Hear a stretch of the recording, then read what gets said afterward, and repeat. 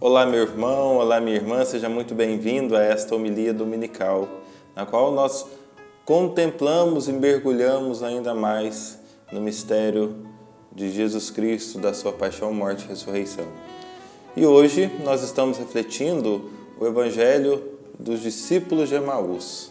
Um Evangelho muito rico em símbolos, em significados e também que traz para nós toda uma mística sobre esse Cristo que está vivo e que caminha junto de nós. E algo que nos chama a atenção logo de início é o fato de o autor sagrado, Lucas, colocar que era o primeiro dia da semana, domingo. E neste dia em que aqueles que estavam em volta de Jesus tinham vivenciado há pouco tempo a sua paixão e morte, estavam desmotivados, estavam tristes. E aqui nós vemos a história de dois que voltaria para a sua vida normal. Estava voltando para Emaús, saindo de Jerusalém, do seio da comunidade e voltando para a sua vida normal. Queridos irmãos, a gente percebe nesses dois discípulos, na qual nós sabemos o nome de um, mas nós não sabemos o nome de outro. Já o autor sagrado querendo nos dar esse sinal que talvez poderia ser todos nós que estivéssemos nessa caminhada desmotivados. E ele nos dá esse sinal de que esses dois discípulos que estavam voltando entristecidos, cabisbaixos, desmotivados diante da morte de Jesus, estavam todos perdidos, assim como os outros apóstolos, os discípulos estavam todos perdidos com a morte de Jesus. Mas, durante esta caminhada, o Senhor se coloca junto deles. O Senhor começa a caminhar com eles, começa a sentir a mesma dor que eles estavam sentindo, ou seja, Jesus, vendo no rosto e também na feição daqueles que ali estavam, começa a caminhar com eles junto dos seus sofrimentos. Mas o sofrimento era tanto na vida daqueles dois que eles não percebem que Jesus estava junto deles. Não percebem que aquele forasteiro era o próprio Deus. E Jesus, meio que instigando eles, vai perguntando: o que está acontecendo?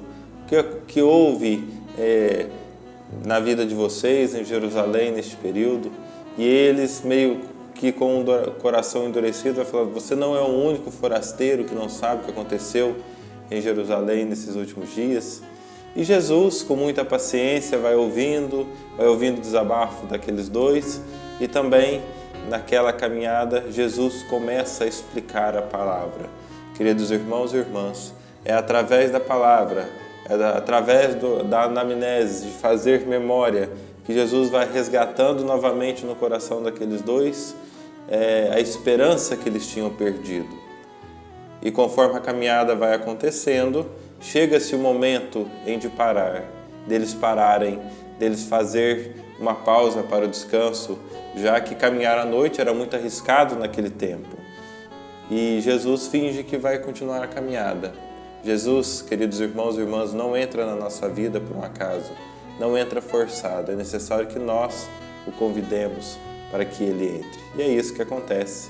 Jesus passa à frente e aqueles homens, sabendo que ele era uma pessoa diferente, que aquele ainda não sabia que era Jesus, mas já tinha uma intuição de que aquele homem não era uma pessoa comum, mas sim alguém muito especial.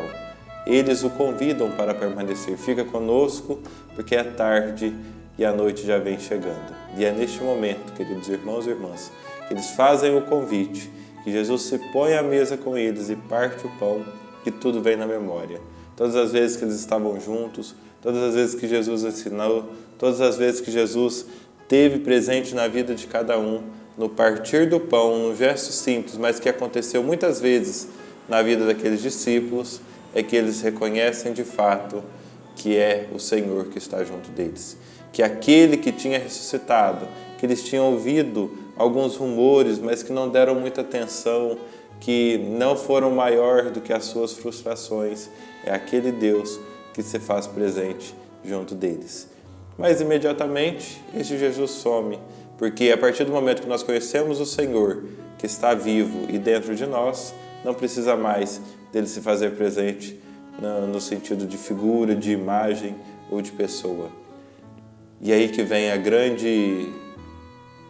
grande entusiasmo que Deus nos causa, porque feita a experiência com Jesus, experimentado da sua presença viva, eles esquecem de todo medo, eles esquecem de todo perigo e voltam imediatamente para o seio da comunidade. Voltam para anunciar que Jesus está vivo e que também é Ele o sentido de todas as nossas vidas. Queridos irmãos, que nós possamos hoje, neste terceiro domingo da Páscoa, primeiramente, convidar Jesus para caminhar conosco.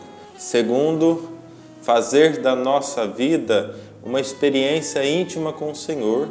É através dessa experiência que eu tenho com Deus, que eu tenho com aquele que me criou, com aquele que me conhece, que eu vou conseguir ser uma pessoa melhor, colocar em prática a vontade de Deus em minha vida. E terceiro, é na Eucaristia, é no partir do pão que eu renovo as minhas forças. Pode ser que neste período nós não estamos podendo comungar, mas a adoração nós podemos fazer, a comunhão espiritual nós podemos fazer.